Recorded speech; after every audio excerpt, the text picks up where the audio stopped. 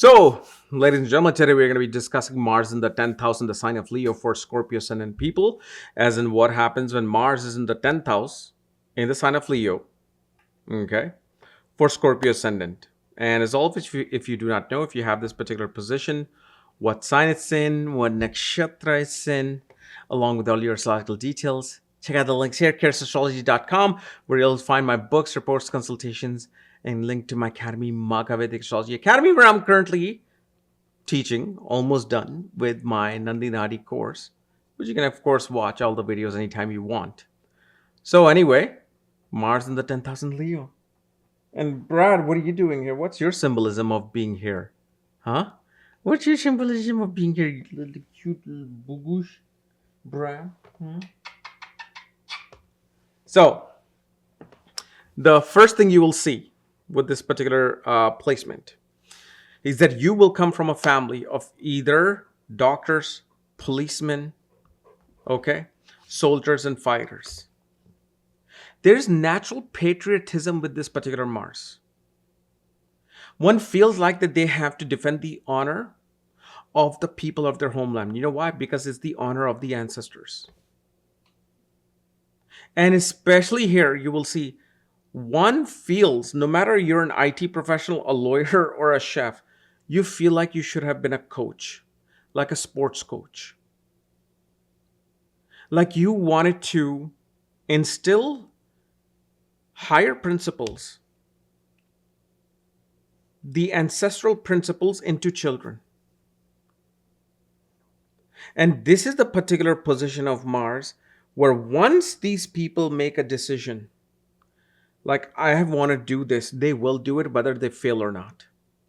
They will say, like if somebody makes a decision, let's say you have this Mars in the 10th house, you have Rahu in the 12th house in Libra with the moon. This person may actually be one day decide, or maybe it's from childhood, that I want to climb Mount Everest. I'm going to do it. And at one point in their life, they will start preparing for it. They'll spend money and Sherpa and everything and their tent and all the equipment.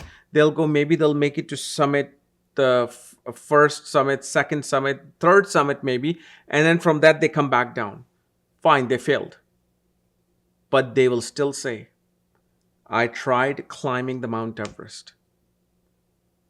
They will not be in a position that say, well, yeah, I thought about it. And yeah, I just didn't never really worked out, so I never took action. No, they will take action. They're going to take action in that. And especially this is a particular position you will see. If you want to succeed in your career, do not try to escape from a career that has too much competition. Because then there's nothing but failures, failures, failures, failures, failures. But if you're in a place where people hate you, hate your ego, hate your guts, they don't like you, they don't like your looks, whatever it is. But if you stick to that particular place where nobody likes you, everybody's against you, you will thrive. Like your graph of your stock will go up high like that. It won't go like that. There's a difference. It'll go up like that. There will be some struggle, but it'll go up high. Why? When was the last time you saw 100% of the public praising a president or a prime minister? Oh my God, we have the best president, best prime minister, and all that. Somebody will always hate some politician, right? So there's always, oh, so cute. There's always going to be animosity against the king. And which is a sign that represents the king? Leo. And where's Leo right now? 10th house where Mars is. And which is the Mool Trikon sign of Mars? The 6th house. So 6th Lord is in the 5th house, which also shows me the subordinates underneath you, the people who work underneath you, will also become your challengers, competitions, rival. They may not hate you, but they will become that. Because no matter what you do, you will never please everybody, especially those people who are underneath you. So never be thinking that I'm going to make sure that all the people who are working under me always love me and like me. They will not. They won't. And especially after your birth, you will see maternal aunts or uncle would have also given birth to a son. And either that son will be going into engineering, politics, or government. And the other thing that we see with this position, and there's an omen that occurs. It's like an omen. When Mars is in the 10th house in Leo, and let's say you have some kind of a knee injury in your life, that knee injury is the receipt of the transaction you just made with the universe. That, okay, we're going to injure your knee, but we'll take your careers to new heights. Doesn't matter, even if you think, yeah, you're an athlete. Yeah, athletes get injured. They had knee injuries and ankle injuries. I mean, look at the god of sports, Michael Jordan. Got injured in his second season in 1985 with the Chicago Bulls, was out for 90% of the season or 80% of the season. They thought this can just permanently damage his career. But he came back and better than ever and became the god of basketball. So no matter what, that, whether it's knee, whether it's ankle, it's the lower part. That is somehow, when it happens, just know now that time is going to come. It's not going to come at next day. Because like I said, Michael Jordan got injured, was out for 7-8 months. And then when he came back as a ferocious cat. Like a Black Panther. So this is how this energy of Mars works. But because this is the Ascendant Lord in the 10th, you're married to your work. For you, your work is your child.